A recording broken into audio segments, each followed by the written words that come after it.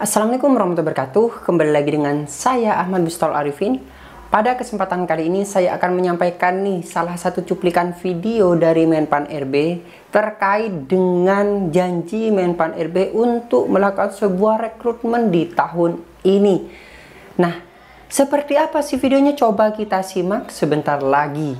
Namun sebelum kita ke informasi coba absen terlebih dahulu dari kabupaten kota mana saja sih Bapak Ibu semua berasal, di kolom komentar di bawah ini. Contoh saja Bondowoso hadir mas, situ Bondo hadir mas, Surabaya hadir mas, dan kota-kota berikutnya di kolom komentar di bawah ini. Tinggalkan jejak Bapak Ibu semua bahwasanya telah menonton video saya.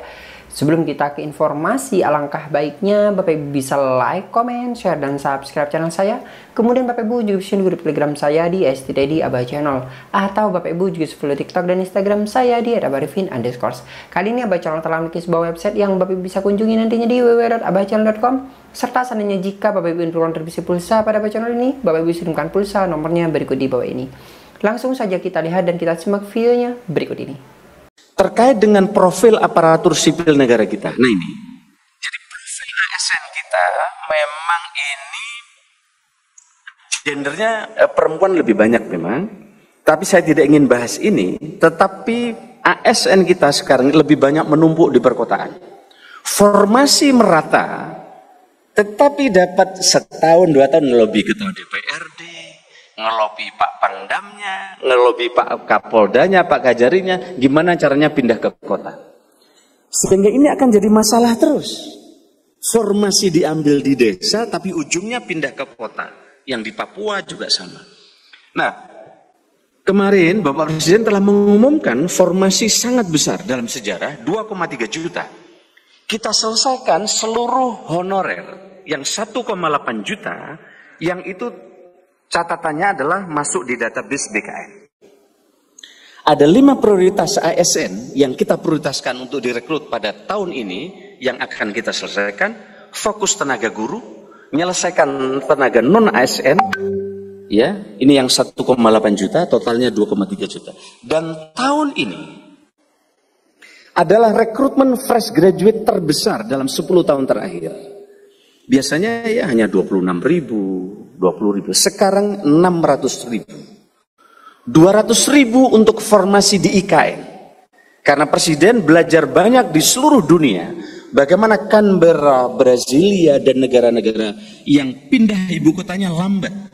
Maka kita sedang siapkan talenta-talenta fresh graduate untuk pindah ke IKN.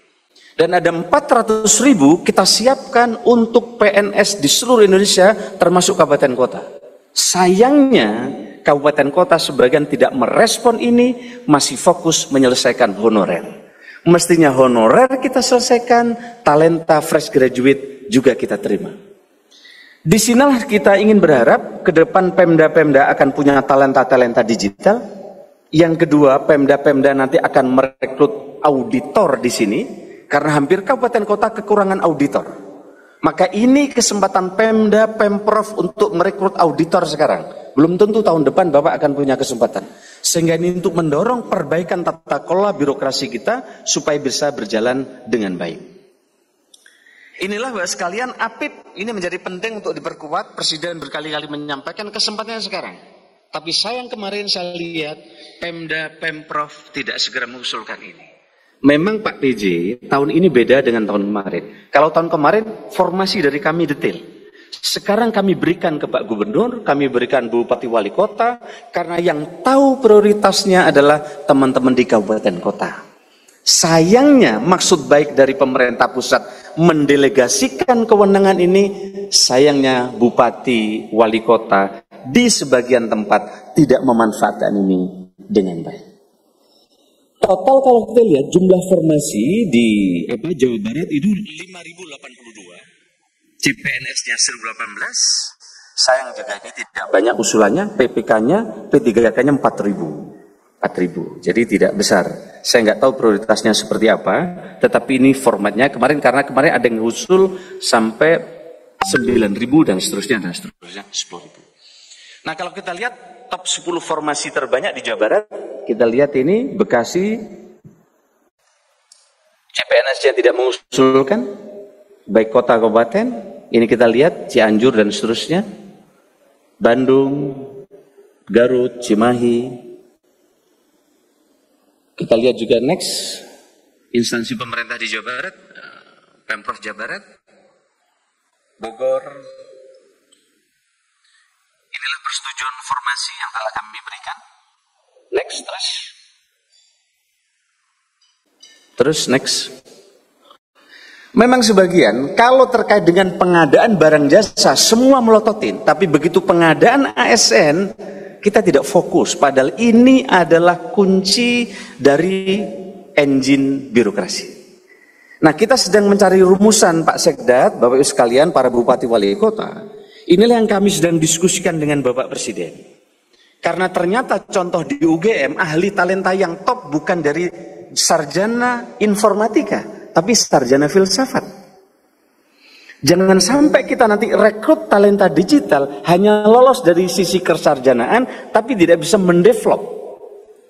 Nah, inilah kita sedang cari solusi supaya kita tidak hanya ketemu orang yang bisa mengerjakan soal CAT, tapi juga bisa membangun terkait dengan sistem digital. Maka sekarang di startup, sarjana tidak lagi jadi syarat. Kamu bisa apa? Ada di jurusan pertanian tapi bisa mendevelop, dia diterima menjadi pegawai di startup. Nah, Bapak sekalian, mudah-mudahan kita segera menyelesaikan ini. Nah, inilah talenta-talenta digital menuju birokrasi digital yang sedang kita cari. Mari kita bersama-sama kita mencari ini supaya birokrasi kita ke depan bisa handal. Layanan digital kita, ini arahan Presiden, kita berharap ke depan langsung ke masalah, tidak lagi ke silo-silo kepala dinas, bupati, wali kota, gubernur. Ini contoh web service-nya yang ada di Estonia. Saya contohkan terus ini. Bagaimana di Estonia, dia langsung menampilkan 5 masalah terbesar. Oh, ternyata begitu masuk websitenya mereka, oh bagaimana kalau saya menikah, bagaimana saya melahirkan, oh bagaimana saya mendapatkan asuransi. Kita ini enggak Pak PJ, kadang lihat websitenya Pemda, bupati, wali kota, bupatinya gede banget. Begitu masuk lagi foto kepala dinas, masuk lagi foto, nah, jadi banyak fotonya, bukan langsung lainnya. Kami sangat berharap Pemprov Jabar bisa menginisiasi ini. Para bupati wali kotanya bisa membuat webnya langsung rakyat ke masalah seperti ini. Kita sedang menyelesaikan portal nasional. Targetnya adalah negara cepat, mudah dan murah, dan ini sedang kita kerjakan. Bapak sekalian kami hormati, sehingga dengan demikian nanti pelayanannya akan bisa terintegrasi dengan cepat. Rakyat tidak harus masuk ke dalam web kepala dinas. Kita tidak ingin lagi satu aplikasi, satu inovasi, dan ini jelas arahan Presiden di berbagai ratas. Yang berikutnya adalah pemerintahan di era digital ini membutuhkan infrastruktur digital. Jadi kita sedang menyelesaikan digital ID, Pak BJ. Digital ID ini bukan perkara mudah, tapi alhamdulillah sudah selesai. Ini ada Pak CK yang masih PJ. Kita menyelesaikan digital ID ini rapat 36 kali. Bayangkan. Kenapa? Karena identitas digitalnya ada di Menteri Kominfo, IKD-nya ada di Kemendagri. SSO-nya ini pakai yang mana ini? Pakai IKD atau identitas digital. Rapat kabinet udah sering. Nah, saya diminta oleh Presiden, kami dari Kemenpan menjadi koordinator penyelesaian. Alhamdulillah ketemulah rumusan ini. Ini sangat teknis, tetapi ini menjadi pintu untuk kita selesaikan SSO. Sehingga dengan demikian, Mbak sekalian yang kami hormati, ke depan ini sekarang lagi di-develop. Karena ternyata untuk membereskan sistem pemerintah berbasis elektronik tidak gampang. Masing-masing kementerian punya konsultan masing-masing yang semua nomor 1, hebat semua. Maka susah diinteroperabilitaskan. Susah semua. Pemprov, institusi kepolisian, punya konsultan semua. Susah untuk diintegrasikan. Maka kita belajar dari berbagai negara. Kami lapor Bapak Presiden, oh ternyata Jawa Barat ini. Beberapa indikator makro pembangunan Jawa Barat tercapai dengan hasil yang sangat baik. Tepuk tangan saya kira buat Jawa Barat. Seperti IPM, angka kemiskinan, angka pengangguran, Dari 8,31 ke 744, pertumbuhan ekonomi 5,455, pendapatan per kapita, nah ini pertumbuhannya menurun. Nah ini yang tadi disampaikan.